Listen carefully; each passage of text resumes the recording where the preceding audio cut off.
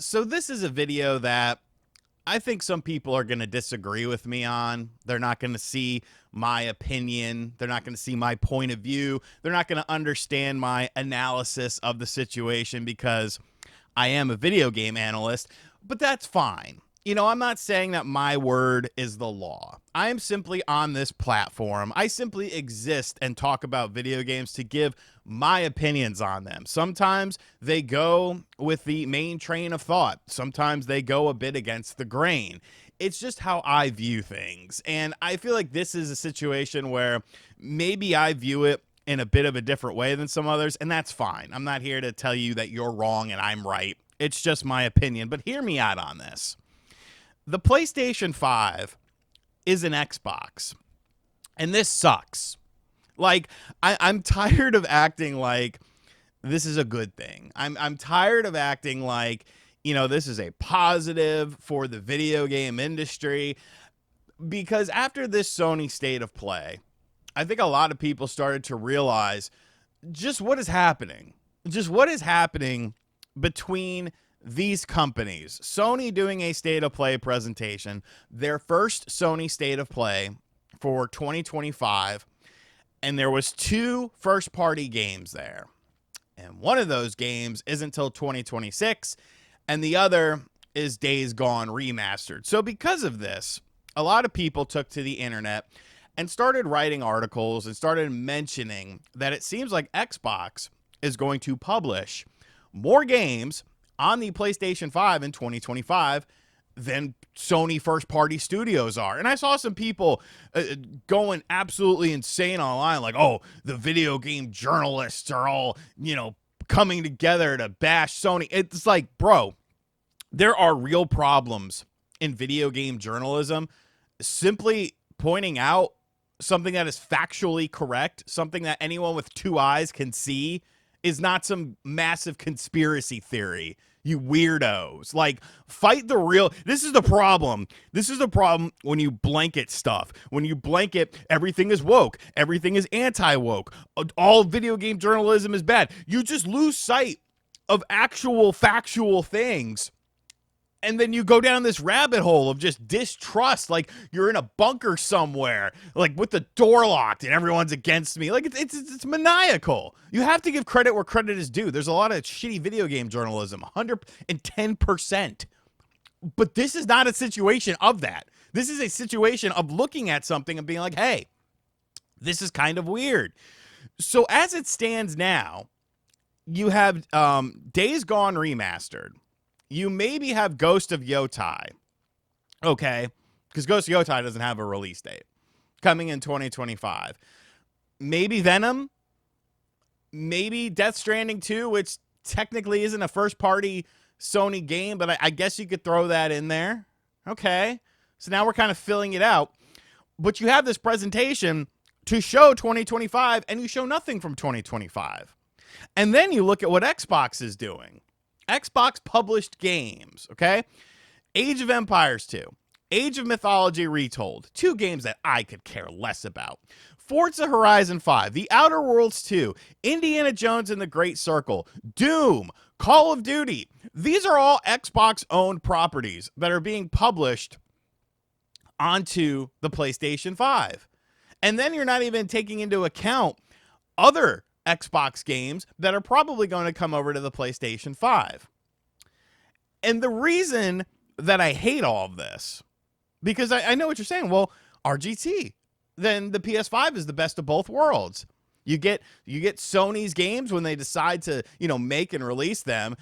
Don't you dare talk about Intergalactic in the comments, you fool. That game's not coming out till 2027 at the earliest. How are you going to mention that game to me when you're talking about first-party Sony games? And I'm talking about this calendar year. This calendar year that is completely wide open. You have all these games coming to this one platform. And the problem with that is the lack of competition. And I think it's clearer than ever with this. The PlayStation 5 has become the default console by far. And what do I mean by default console? There is a large segment of gamers that play your Call of Duties, your Maddens, and your Fortnites. and they look for a platform in order to play these games on. And the PlayStation 5 has become the default platform. Sony just announced 75 million units shipped. The Xbox Series systems, as we have learned, have sold 29 million in the same amount of time. There is no competition anymore. And with the lack of competition, what ends up happening? Companies become stagnant. What are you going to do? You're going to go buy an Xbox and play some of it? We could make a million live service games and we could cancel them all. Well, RGT, what about Marathon? What about Fair Games? You really have faith in those games? You really have faith in those games being 2025 games, and more importantly, being good? Because I don't. And this is the problem with it. When you eliminate competition, things become stagnant. You don't have to work as hard. And you have seen Sony do things like this before in the past, where they tend to coast. And the whole reason why they would stop coasting is because there was competition. The PlayStation 2 was such a big success that Sony was just like, PlayStation 3, we'll coast a little bit with it. And then what happened? The Xbox 360 lit the world on fire. And that lit a fire under Sony's ass. You know what I'm saying? That lit a fire under their ass. And then they had to realize, hey, you know what? This isn't looking good. We got to do something. We have to do something. We have to change something up here. And when you eliminate competition, and it's not because of some console fanboy, my console is better than your nonsense. There are men in their 50s and older that are fighting console wars every single day on social media. There needs to be some sort of scientific study done on these people, the mentality of these people. Why you, as a grown-ass adult, are championing for this billion-dollar company and this plastic box to the point of where this is like your main focus, because it's weirdo behavior. It is very strange. You can have a preference. Nothing wrong with a preference. But when you are sitting there, stand your freaking cousin's restaurant instead. Why are you, if you put this much effort into the people around you in your life, instead of championing for a video game console, your people around you would probably be living better. But that's not the topic here. I know I'm getting all over the place, but this is how I feel about it. I'm not talking about the console fanboy warriors. I'm talking about the business perspective of it. The business perspective of having to push the video game medium into a better place.